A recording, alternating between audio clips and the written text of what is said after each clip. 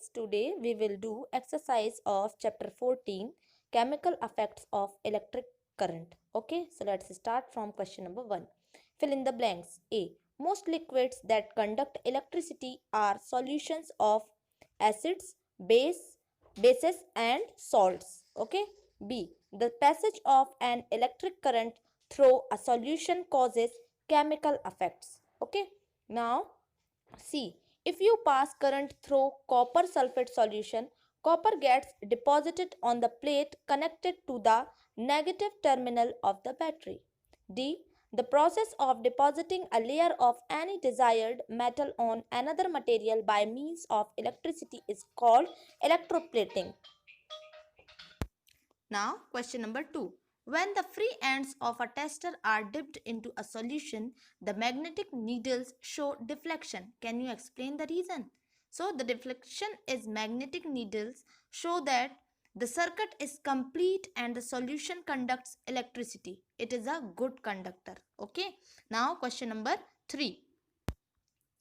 Name 3 liquids which, when tested in the manner shown in this figure, may cause the magnetic needle to deflect. So answer is vinegar, lemon juice and lemon water.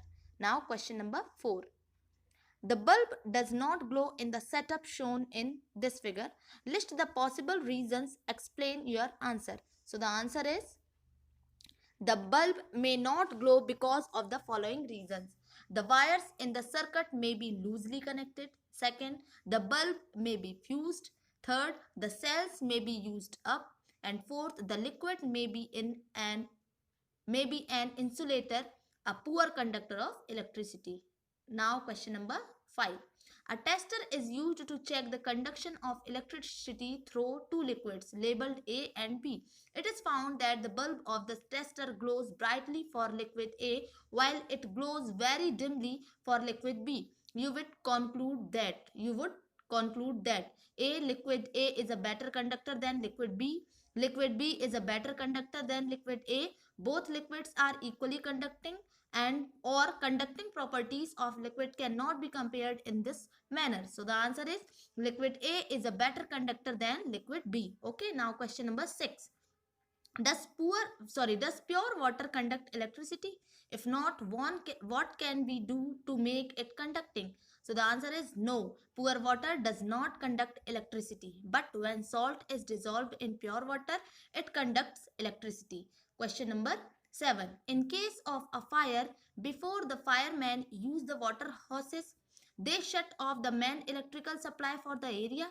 Explain why they do this. So the answer is the water used in the water hoses is not pure water and is a good conductor of electricity. So the firemen shut off the electricity supply before spraying water to save themselves and other people from electrocution. Okay. Now question number 8. A child staying in a coastal region test the drinking water and also the sea water with his tester. He finds that the compass needle deflects more in the case of seawater. Can you explain the reason? So, the seawater contains a huge amount of salts in comparison to drinking water. Hence, the seawater is a better conductor of electricity and it produces a stronger magnetic field in the wire and hence deflects the compass needle more. Now, question number 9. Is it safe for the electrician to carry out electrical repairs outdoors during heavy downpour? Explain. No, it is highly dangerous to carry out the electrical repairs outdoors during the heavy downpour. It can cause electrocution and water is a good conductor of electricity. Now question number 10. Paheli had heard that rainwater is as good as distilled water. So she collected some rainwater in a clean glass tumbler and tested it using a tester. To her surprise, she found that the compass needle showed deflection. What could be the reasons? So the rainwater is pure water which is an insulator but it gets mixed with air pollutants like sulfur dioxide and nitrogen oxides and form acidic solution which is good conductor of electricity. So the compass needle showed deflection. Now question number 11. Prepare a list of objects around you that are electroplated. So the answer is objects that are electroplated are door, handles, taps, rims of cycles, showers, the handlebar of cycle and bikes, gas burner, tin cans, metallic almirah, buckles of belts, etc. Now question number 12.